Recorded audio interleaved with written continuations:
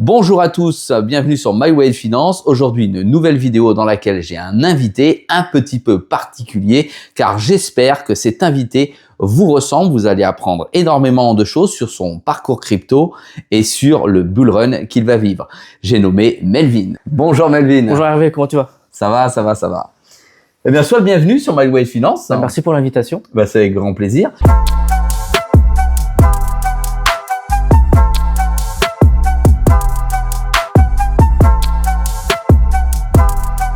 Je vous rappelle que sur My Way Finance, il n'y a pas de conseils financiers, que le samedi en général, je fais des vidéos avec quelqu'un que j'interviewe qui est dans le monde de la crypto depuis quelques années ou qui est dans le monde de la crypto depuis quelques mois. On sait tous que le bull run se prépare et arrive à grands pas. En tout cas, on l'espère tous. Je pense que tu l'espères. Ça fait 2 ans que j'attends. Ça fait 2 ans que j'attends. On va apprendre ça tout de suite de lui, son positionnement, comment il fonctionne. Dans cette vidéo, je vais te poser des questions. D'accord ? Tu es pas le premier invité. C'est un format que je tente de lancer sur la chaîne MyWay déjà depuis quelques semaines. Ça marche plutôt pas mal. Oui, puis j'ai regardé les précédentes. Ah, tu es abonné ? Oui. Déjà, c'est une bonne chose, ça. J'apprends beaucoup de choses. D'accord. Je vais te demander dans un premier temps de te présenter, dire un petit peu à la communauté qui tu es, de manière générale, et depuis combien de temps aussi tu es dans le monde de la crypto. Melvin, 20 ans, jeune investisseur depuis mes 18 ans. En fait, j'ai commencé à investir dès que j'ai eu accès à mes comptes bancaires, au plus grand désespoir de mes parents. Et dans la crypto depuis février 2022. Jusqu'à aujourd'hui, et j'explore un petit peu tous les secteurs d'activité possibles. D'accord. Mais alors, pourquoi tu as choisi d'aller pour investir au début dans la crypto plutôt que dans des actions, dans l'immobilier? Parce que ça, je n'arrive pas à comprendre. D'abord pour une certaine liberté. Moi, je voulais être libre des montants que je souhaitais transférer à l'heure à laquelle je voulais le faire et qu'on me pose le moins de questions possible. Et il faut le dire aussi pour les rendements. Intéressant. D'accord. Donc en fait, ton leitmotiv, c'est d'abord la liberté et puis le rendement sur l'investissement. Je comprends pourquoi tu t'es orienté sur la crypto. Qu'est-ce qui t'a donné cette ouverture d'esprit pour aller dans la crypto? J'ai rencontré pendant le Covid une personne qui travaillait dans une banque suisse et qui m'a expliqué rapidement qu'il avait acheté sa Porsche en Bitcoin. Ah oui, là ça met le niveau, ça commence bien tout de suite. D'accord. Bon, c'est un Suisse? Oui, c'est un Suisse. Donc j'avais 17 ans et donc je me suis renseigné beaucoup sur l'écosystème avant de m'y engager. Donc j'avais quelques notions avant de mettre mes premiers sous dedans. D'accord. Donc là, tu sais que sur cette chaîne My Way Finance, on parle d'argent.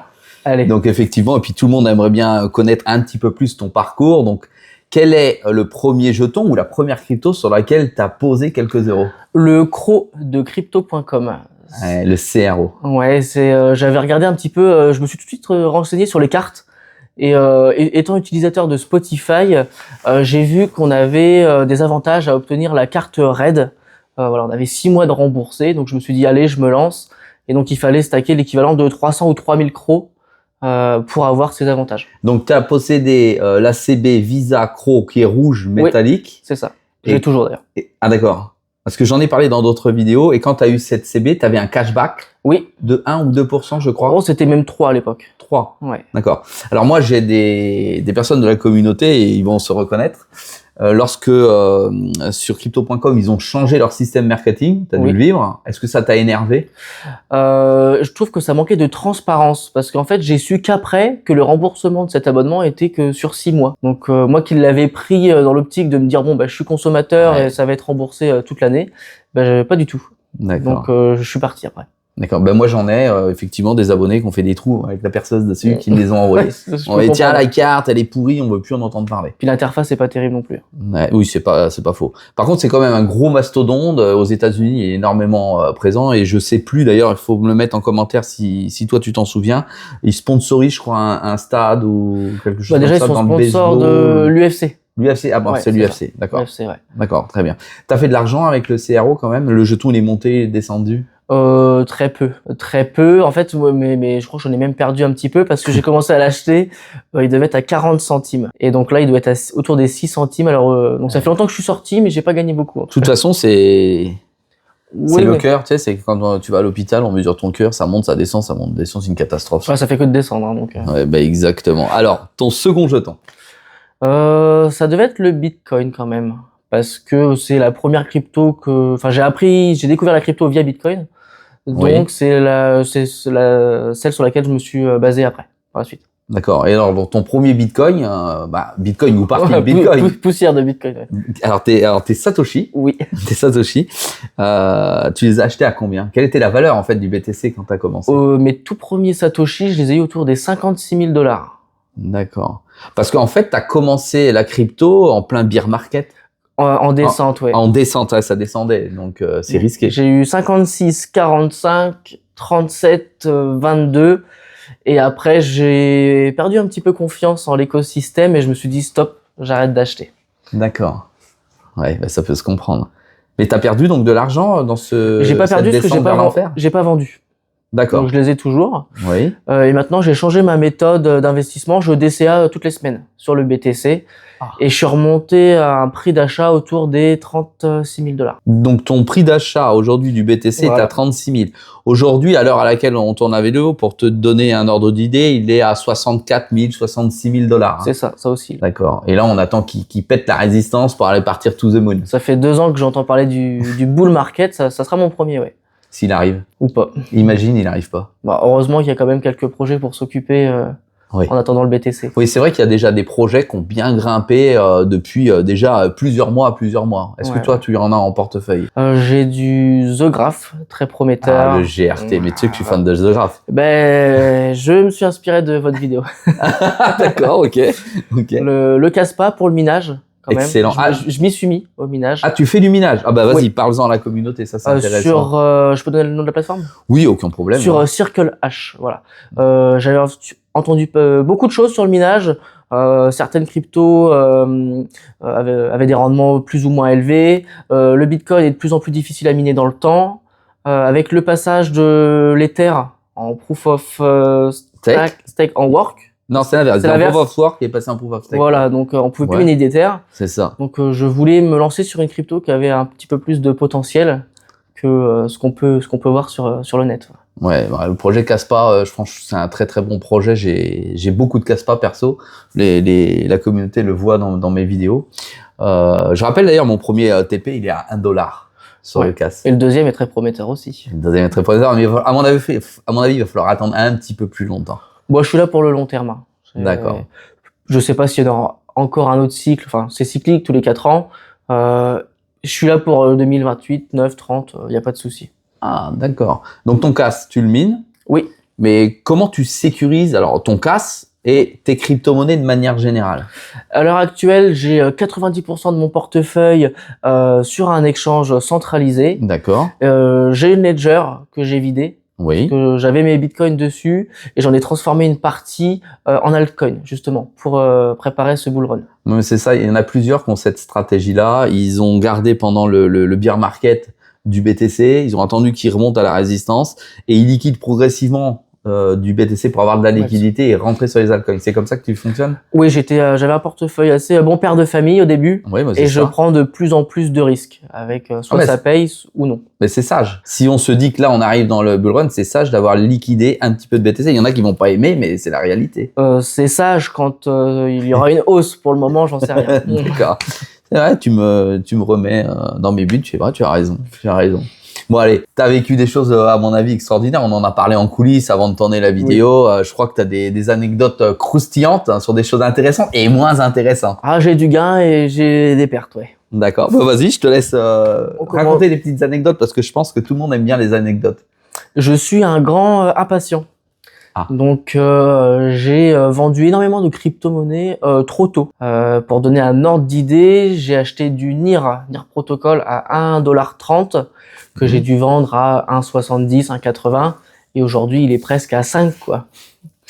Je te rassure, ça arrive à tout le monde. Hein. Ouais, en fait c'est encore pire de se dire combien on a perdu plutôt que de se contenter de ce qu'on a gagné. C'est vrai. Et bon, j'ai eu du FET aussi que j'ai acheté en même temps que du Akash.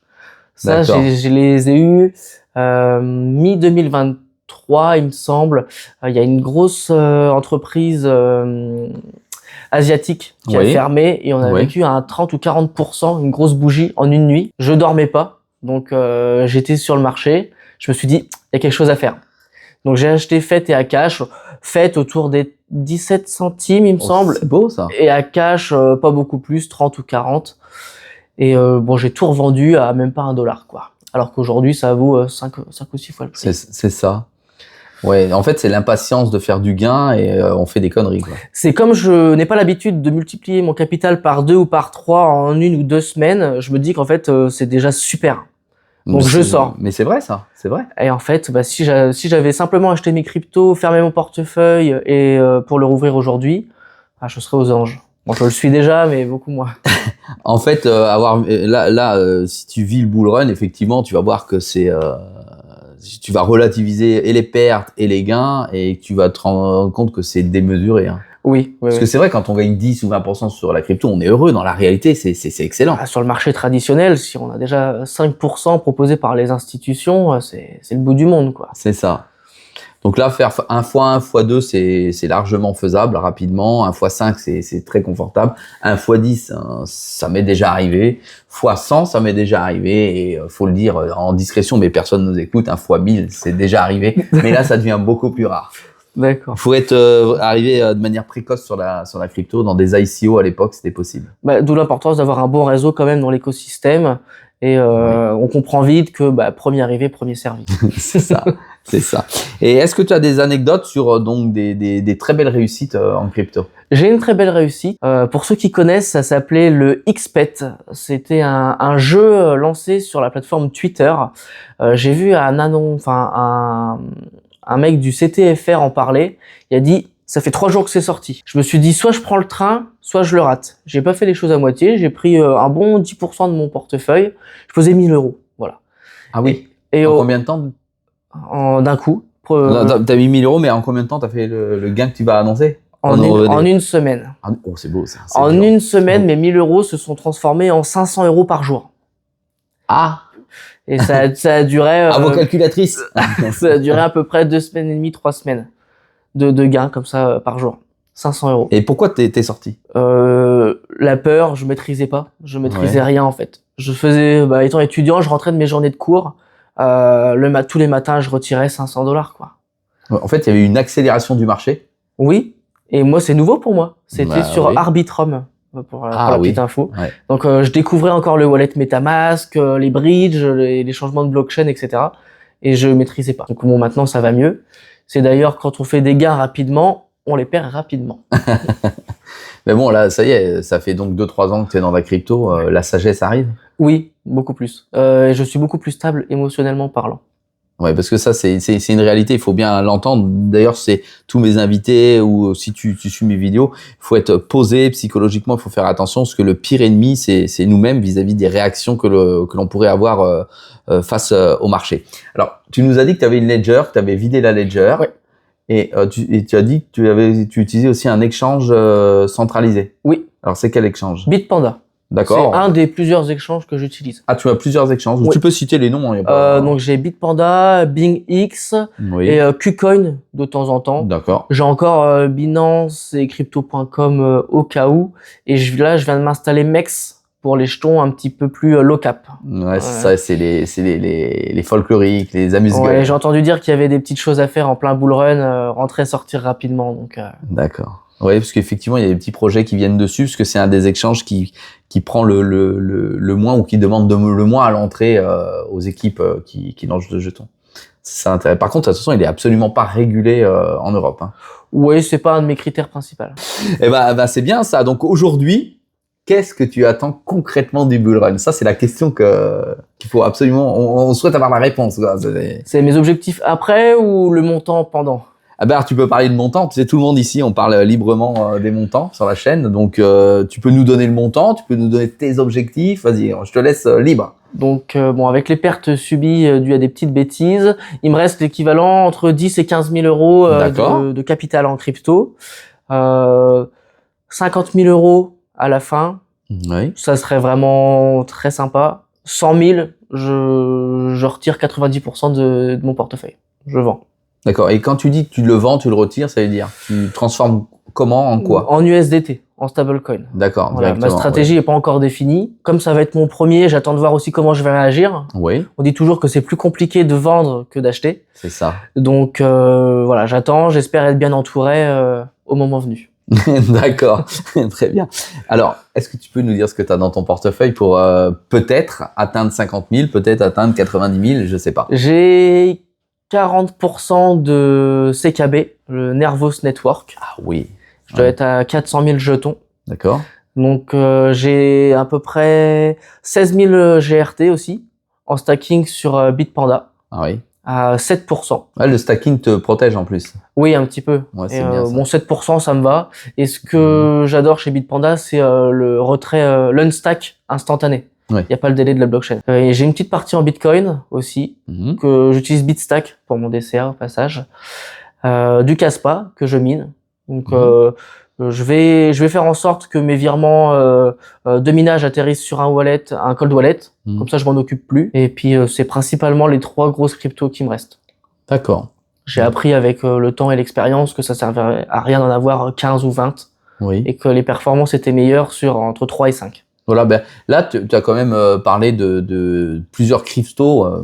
On va dire, il y en a une, c'est le GRT, elle est en proof of stake. Oui. Donc, je la mettrai de côté. Et après, tu as parlé de 3 cryptos, le CKB, le BTC et puis le CAS. C'est du proof of work. Hein. C'est quand même quelque chose de solide qu'il y a derrière puisque tu as des mineurs. Donc, ok, je vois mieux la gestion de ton portefeuille. Et je suis un grand adepte du rendement passif. D'accord. D'où le minage, le stacking, etc. D'accord. Ouais, bah, c'est franchement une chose. Alors déjà, d'être depuis 3 ans dans la crypto, d'avoir des mineurs, c'est une bonne chose. Enfin, en tout cas, au moins, on apprend effectivement énormément de choses. Bah, c'est récent, mais Ouais. c'est une montée en compétences en fait. Les GPU, les CPU, les Oui. hash rate, etc. C'était pas du tout mon domaine, et je suis en train d'apprendre tout ça. Il y en a aujourd'hui qui se sont fait des millions, voire des milliards. Hein. Ouais, je pense que c'est un petit peu trop tard maintenant pour gagner autant, mais il y a toujours des choses à faire. Le CAS.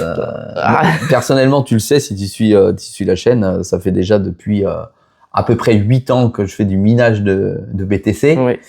Une petite assise, j'ai quelques machines. Hein, il suffit de suivre les dernières vidéos.